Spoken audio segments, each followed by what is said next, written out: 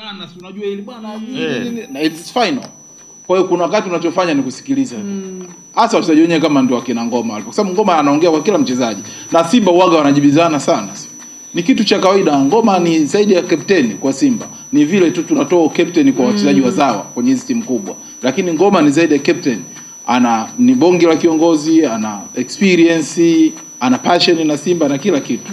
Kwa hiyo swala kuambiwa na kuleta ukorofi ndicho kilichotokea jana. Hata Ngoma mwenyewe alifanya makosa na huwa anaambiwa. Ngoja Edo, unafuatilia mpira miaka na miaka yani.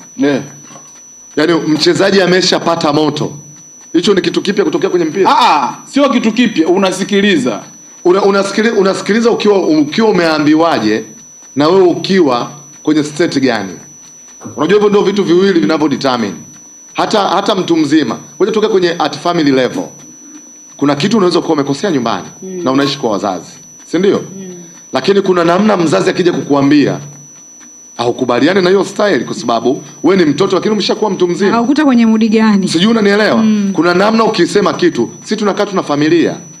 Kuna kitu nyumbani unaweza kukosea kwa mpenzi wako, kwa mwenzi wako na umekosea kabisa.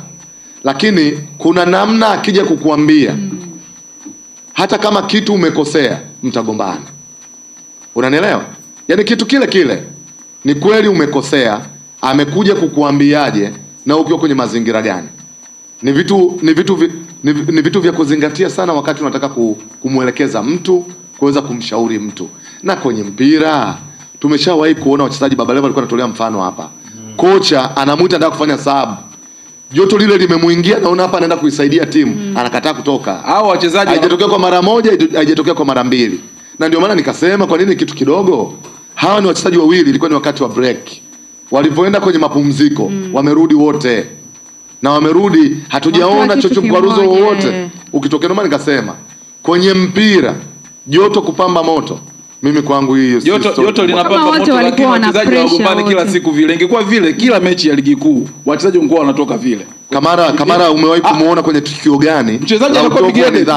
Mchezaji anakuwa big headed, kuna wakati anajiona mimi ndio namba 1, mimi ndio lenu niambie lolote. Edo, lazima uwe umefanya mara 2, mara 3, mara 4. Nitajie tukio la utovu wa nidhamu ambalo umewahi kuliona kwa Kamara uwanjani au nje ya uwanja tangu amekuja. Umewahi kuona kitu chochote? Lakini alichokifanya kwamba ana utovu wa nidhamu. Kuna wachezaji wamewahi kuwepo hapa, sitaki kutaja majina na Edo unajua. Wamewahi kuwa reported mara nyingi sana.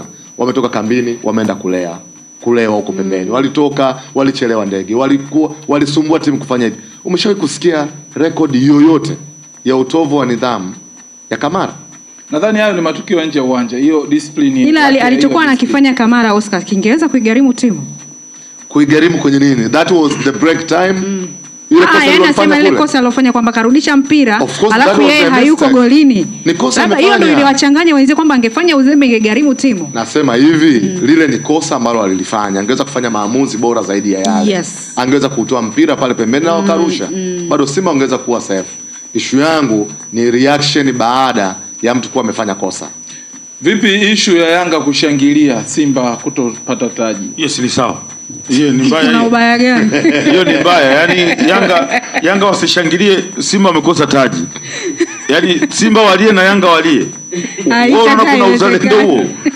Wao walishangilia Aziz Ki alipopiga chuma ile, refa huyu akakataa goli. Unajua uzalendo ni Yanga kushangilia Simba kukosa ubingwa. Huo ndo uzalendo wa timu hizi za Kariakoo. Na duniani kokote kule kwenye dabi na nini inatokea. Uzuri ni kwamba hawa watu wanapozomeana, wanapocharurana, ndivyo ambavyo wanaongeza nguvu. Sijui kama unaona vizuri. Hiyo ni kweli. Hapa sasa hivi tunapozungumza kwenye miaka mitatu hivi karibuni, Simba na Yanga wote wamecheza finali za kombe la shirikisho. Amecheza Yanga Afrika 2023. Simba inaonekana kama ilikuwa inamuuma ile medali ya CAF Yanga kuwa nayo. Saizi na yeye ana medali. Yanga alipokosa ubingwa na yeye walimcharua yani. Umeelewa? Wamekuja wamejipanga, wameongeza nguvu. Simba naye kacheza finali. Kakosa ubingwa, kapata medali. Kacharuliwa jana yani. Unanielewa? Hawa ni watu ambao msimu uliopita wamecheza quarter finals ya Champions League wote wawili. Wanacharulana hawa watu. So next tutakuja kuona huu ubingwa unakuja. Of course. So mimi huko unapotaniana Simba na Yanga kwenye nchi hii ubingwa wa Afrika kwenye nchi hii utaletwa na Yanga. Nitolee bana hivi. Nitolee jamaa. Afu wewe kishapewaga hela na Simba kuaga hivi. Ndio anapokuaga hivi. Simba ipi? Simba Ulanga. Wamemtukana kocha mpaka kafunga comment. Refa wamemtukana mpaka kafunga comment. Sisi kwanza walianza kwa kumfollow. Nyie mjajua. Wamemfollow, alikuwa na mashabiki 3000, sasa hivi ana 1500. Mimi ndo nilimpost mara ya kwanza tulivyo tunakumbuka. Nilimweka watu wakamtafuta mpaka tukapata alikuwa nao followers alikuwa na followers 100 na kitu. Hizo 3000 ni sisi. Sasa hivi anafunga vipi? Bora kama tumeona ana 27,000. Alishafikisha mwanzo 15. Mimi nimeona 15. Itakuwa imepita bana. Tumemshambulia sisi tukafikisha followers karibia 10,000 na kitu. Kafunga comment. Matusi. Na wao wamekuja kutekelezea. Ni sawa.